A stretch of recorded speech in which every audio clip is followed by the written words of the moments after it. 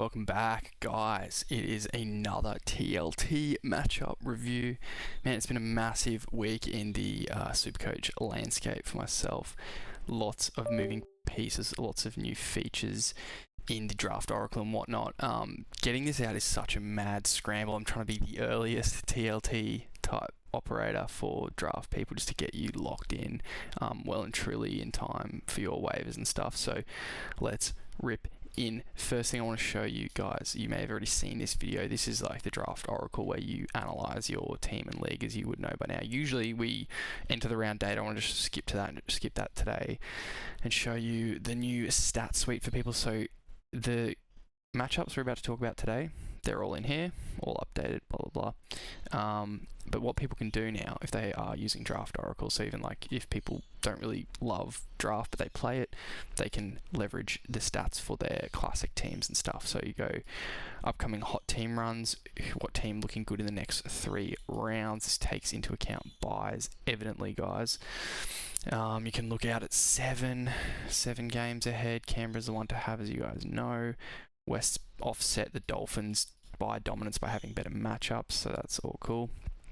Hot players, that drills into each position and stuff. As you can see, look, Raiders just dominating. It's a little bit, kind of bit gross, but just is what it is to a degree there. Like, you can't beat the fact that over the next 5 rounds they play more games with better matchups. Is what it is.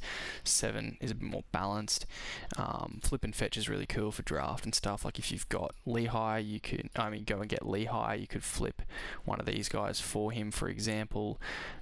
Showing you the rounds there, just basically from here out to the beginning of most finals. We're looking at like who to flip and fetch. How good is this? It's just absolutely sick. Just literally tells you what you need to do. There is like gates here. You can see like best positional matchups, toughest run ahead. There's weighting here, 1 player per team, all this sort of thing.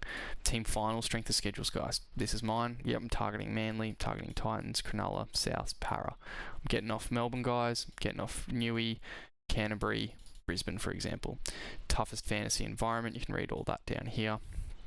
This is catered more towards edge players and spine players, less middles. Obviously, they're not really finals related. And 24 to 27. So Draft Oracle just gets better and better. I'm just loving it, guys. I know people, I'm getting good feedback. Everyone's enjoying it. It's got all this sorts of stuff. I've fixed a new thing I want to show you in. I don't know if I pushed it live. May not have pushed it live, but I'll save that for later in the week. I've got a few new things that have popped up in here for people. So that is the Draft Oracle update. The stats there to peruse at your leisure on top of all your regular league stats. So you can track everything. In my home league, my home draft league, we're doing okay. We're second. We had a loss on the weekend thanks to Greg Marju, so not ideal, but I also had him in Classic, so that offset that. Let's talk matchup and team lists. So as you know, I spoke a bit about accuracy and whatnot, and I've dived back into that this week in the database just to kind of make sure everything's running sweetly. I do an accountability post as well on Instagram, which shows like which players from these 2 lists like hit, missed, or were like neutral due to maybe injury, or like didn't go crazy but still scored like feasibly, that sort of thing. That's cool. And then yeah, I'll talk about some of the matchup stuff later on, but yeah, things are tracking at, I just pulled up the Discord accidentally, but I'll show you. I posted in the nerd. I've got like a little nerd thing in the Discord, but here we go. Model accuracy at 56%. So above 50%, well-calibrated engine. Any higher than like 70%, I'm then being too lenient with what I consider a matchup hit. Do you get me? Like, I just want it to be above 50 and I'm happy. But what's really cool is our upside tier confidence. So gun, elite, and favorable are 66% hits. So basically, 2 of every 3 players in gun, elite, and favorable are like scoring better than their average, or probably a better way to say it is they're scoring in the percentage related, so the top half of players at their position. So out of, let's say, 16 hookers take the field of a weekend, guys that get those matchups are scoring in the top 8. You know what I mean? Like, so really beneficial. It's a strong signal that your player could go well. Yeah, so I wanted to talk about that again quickly. As always, gun matchups for the week. Dill Edwards is generally one that converts pretty well on matchups. There's just a lot of good players in that Panthers side. So last week I think he had a good matchup and didn't really do a whole lot with it. But yeah, he still did a job as a captain though. Not probably ideal necessarily in like a classic scenario, but in draft you can go for it for sure. Sunday night, how good? Finish off the weekend, watch your boy run through. Greg, his hot form is undeniable. Latrell's named again, same thing. And we saw Latrell Spruwalt, I don't know. We saw him convert on Latrell Mitchell's matchup. So he scored 90, goal kicked. He looked good out there, did his job, and scored a 92, which is amazing if you had to rely on him in really deep draft leagues. So that's sort of really cool that Latrell Mitchell had the matchup. The other guy filled in, the other Latrell, and had a great outcome in 92 or whatever it was. So just brilliant stuff. Asako, again, hot form does have relevance. Semrani had massive base and has the opportunity, so he enters the equation there at the right centre. In the halves position, it's Cleary as per. Jackson Ford has been benched this week, but that won't mean anything to his output. I think, if anything, he'll be just as high impact. Obviously, that'll come down a bit, but he's your gun prop nearly every week until he drops off those hundreds. Grant is form indicative to a degree. Connelly Lemuelu is a really interesting one. So we see Asako and Lemuelu left and right edge players getting gun matchups. There's opportunity there for the Finns. Kelma Tuolangi, really unique one. We love when a unique player surfaces in the matchups. It's really valuable in draft for sit start in deep leagues, guys. So here's your unique ones. Lemuelu, Tuolangi, Semrani, really cool. That's just me making sure that the form of players wasn't like blocking out too many other options, so I did tweak this a little bit. In the elites, it's pretty standard. You can stop this and go through it if you want. I'll just make it a bit bigger. Sorry, I just realised it's quite small on the screen, team. Taruva's plug and play situation. Camperera maintains a must have in draft leagues. I think just his upside. RTS missing isn't ideal for him. Jenkins was the biggest sell high in all of history, as I was sort of saying.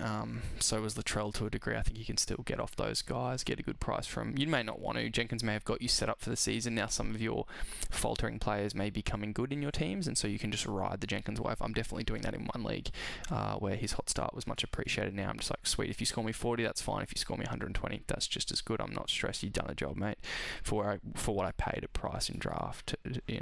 Bostock goes from gun to elite. If he scores one more score above 90, he'll be like the first player to go in this year's draft oracle to basically just hit the ground running as this 3-game count flows in, and the roster to be our first like emerald player, maybe even diamond player after 3 games. It could be an amazing start for him for draft oracle users. It could be really fun for people who own Jack Bostock, seeing him light up as emerald or diamond next week if he delivers on this matchup. A lot of Finns this week, folks. Stone Street moves to the right and therefore benefits on the matchup there. Nico didn't do a job with his matchup last week in elite. Cleary did in gun last week. Sammy Walker an opportunity. Hughesy healthy. I like To'o for some meat against the Dragons, guys. I know it was the left edge that did it to him, but I like To'o this week. I think Panthers are really showing they can go both sides. Not a whole lot. Ewan Aitken's playable. Blore, I've got him listed in the guys in. There's a bit of an Origin prep play. I'll get you this week, next week, a few games. Lasardi, just amazing for holders that he's doing what he's doing. Good on him. Well earned. Jesse Colquhoun gets a starting spot and therefore gets the elite gun matchup. You can pause and go through the pure defensive slots so you can see Edwards just has the gun matchup because of his pedigree, but purely just SG. They just can't defend their Jenkins. This is a really good one to look at, guys, in your sit starts. Just like if you're playing cheapies, like Jonathan Sewer has an actual chance for a meaty here. If you're looking for a cash down in classic scenarios, I don't know how long he'll keep the role, but people thought he'd get dropped and he didn't. But look at that, just pure defensive opportunity regardless of his thing. And same as Semrani. Opportunity, Stone Street, a lot of crossover there, but a guy like Cam Murray wasn't. Oh no, he was, sorry, in the elites there, which is cool. Stewart, sorry, didn't make it, but if he's playing right to RF again, he populates down here against Penrith. I don't think there'll be much happening there. Cool. I think Willison's actually at prop. I don't think I managed to change that, so note that down. That's actually Jaden Hunt, who I would ignore entirely if I was you. First game of the round. Key call-outs, again, it's Nico. He didn't do it last week. I'm sure they'll be up and about, but he's like not hard to trust, but he's like a guy I want to just hit upside. I don't want to in classic VC or see him, but in draft, I think you can go for it. Look, the opportunity's decent, 69. If we jump up here and just have a look, he doesn't pop. Oh, he does. He populates here, so he's still in the top 3 for weakest defenses to halves, which is really good for him. I've got a feeling the Bulldogs are going to be up and about. Like, gotta be better. This sucks for Preston, who we've seen slide down and not convert on matchups. Once was a sin bin, was he? Sin bin last week, yeah, something like that. So yeah, tough for Preston. Hopefully he gets some good ball. This is a tough one to read into. I'd be avoiding a lot of like VCs and stuff. Eero has just purely on his pedigree getting the favourable matchup there. Hard to rely. That's not a big conceding when Bronson Cherry's actually got a better setup. That's Eero making that look good. I don't know if that's material. So happy he doesn't enter into the elite matchups because that would blow that out, but favourable. He's still going to have to do something to get me a check mark on that one.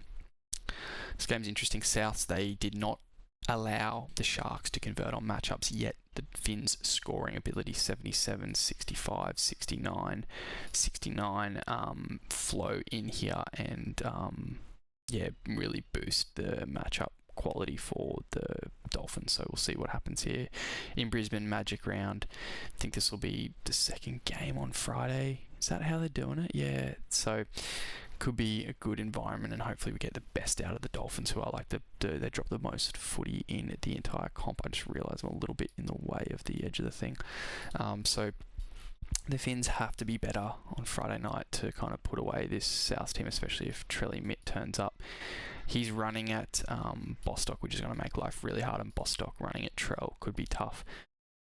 I'm not rushing to start Bostock on the matchup, but we've seen he can kind of do it in a couple of ways, and Trell could be a late scratch, so keep your eyes peeled. And yeah, and like Masako's got a gun matchup purely on his ability when they're actually not conceding a whole lot, so whereas Selwyn's side's looking a bit better. But yeah, just monitor this one for your sit-start VCs and whatnot. Herbie will do his thing, so go for Herbie, conceding a lot. Surprised he doesn't have the gun matchup, quite frankly. Pretty much because Latrell's broken the game with his quality of scoring. Next game, just make sure there's no pickups in that one, because I've got a little list here, guys, sorry.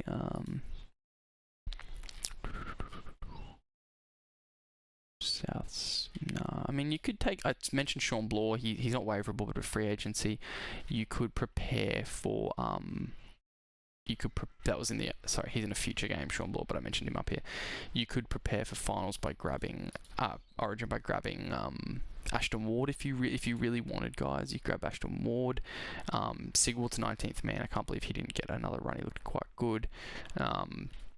Yeah, next game, the main takeaways here, Terrell comes back in, Latu Fine starts at 9, I'm not really doing a lot there with Hope on the bench. For Manly, Fogarty's back, which is massive for draft owners. With Takiyaho out, that doesn't do a lot for their major line out, but the big one is, this is actually Clayton Faulolo, which hasn't flown through, even though I did the update in the database. So this is totally cooler. So he's my big name, I think, for the week, Faulolo. Like, I wouldn't spend a massive ticket, but I definitely think you could grab him, because what I like is, even if he just goes back to, if it doesn't work out and he goes back to centre, then we get him for Origin. So just a question mark on his upside there at fullback and a longer term play for Origin. But by no means am I breaking my back to get Faulolo, but that's nice. I think Lau'i needs to be owned. Terrible matchup here on paper, but he's doing enough. Playing outside Taylor's just really benefiting him, hey. Yeah.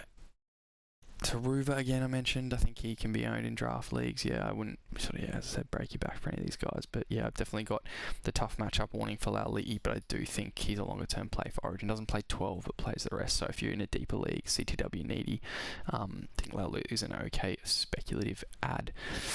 So that's not Brandon Wakeham, that's... Oh, is it Brandon Wake? No, it's Simpkin. This should be Simpkin. Sorry, guys. But yeah, anyway, you get the point. Doesn't matter. Next set of games. Lindsay Collins comes back. Radley's out with the suspension. Watson at 13 is pretty interesting. Wouldn't break any. It's just a 1 week thing. So yeah, you could do worse. Plug and plays there at lock for him. And Ramsey is still on the wing, which I think is good for like cash rise stuff. If you're going to use him as a cheapie, turns out he hasn't really done any upside, but he may have been the better option over that Sewer bloke, Jonathan Sewer, who I went with in a couple of the classic formats across the platforms to make some money. So yeah, Ramsey, tough matchup, but we'll see what he can do. See what footy the Cowboys throw out with the Liam Sutton. I don't know if he's debuting or just early game with Lolo out and Lodge comes in. I still think that you hold or grab off free agents Thomas Mikaele. He didn't get the minutes, super heartbreaking, but God, he's a beast.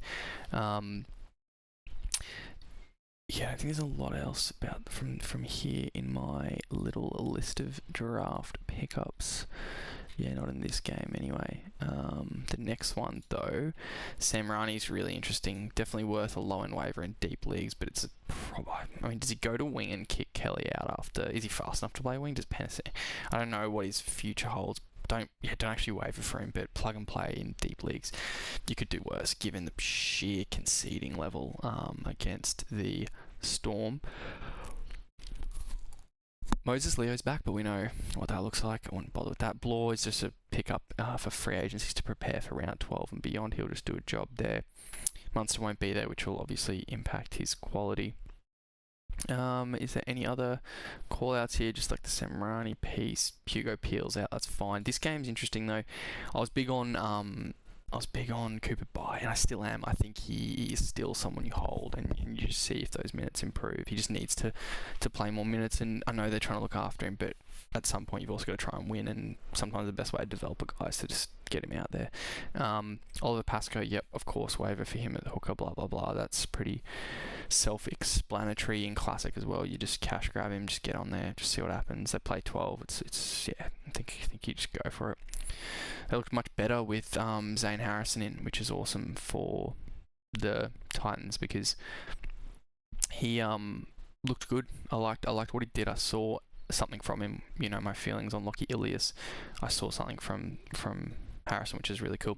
The other one to note is that there is Summerton on the bench for Pascoe, so he may not play the full 80, and if he's as good as I think he is, I don't think they want him to and burn him out, so hopefully he gets a little breathe. You only need him playing 60 minutes, so he'll get you 50 plus, which I like. I think that's it for that one.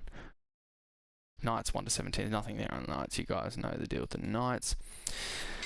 For this one, Mitch Barnett starts, Ford goes to the bench. That's weird. Barnett, yeah, what minutes is it? I just don't know. Definitely a great speculative ad because he plays 50s, 55, 60 points in FRF to Barnett, so grab him. Ford, I wouldn't be panicking. I would maybe not captain him if he's got an early word. He's an origin shout and they're just tapering him in. That could be it. It just could be that. I just don't know if I'd captain him, but hard to not deny the bloke. Even if he plays 60 minutes, man. Phew. Bang. Because it's not like JFH is going to play less than 45, who I just traded for. Kill me. So annoying. But yeah, I just don't know if I captain Jackson Ford. You definitely could though. His floor's still 65 or something. But yeah, just don't know the reasoning. We won't know until we hear more. Yeah, the Broncos. Yeah, man, it's weird. I wouldn't be going too much on the Broncos except Carrigan. If you're like really struggling for a high floor captain, you could go Carrigan, but you got to have better than him. Just ignore them. This is what's his face? Philip Coates on the right here. So yeah, my database sometimes doesn't pull in the guys if they haven't played and stuff. It doesn't trust them, which is cool, and that works a lot for the way I need all this data to work. But for you guys, it looks a bit silly. On the right wing, well, I don't know why. Also, because Ali Lauertau's blocked out of injury, but he's back.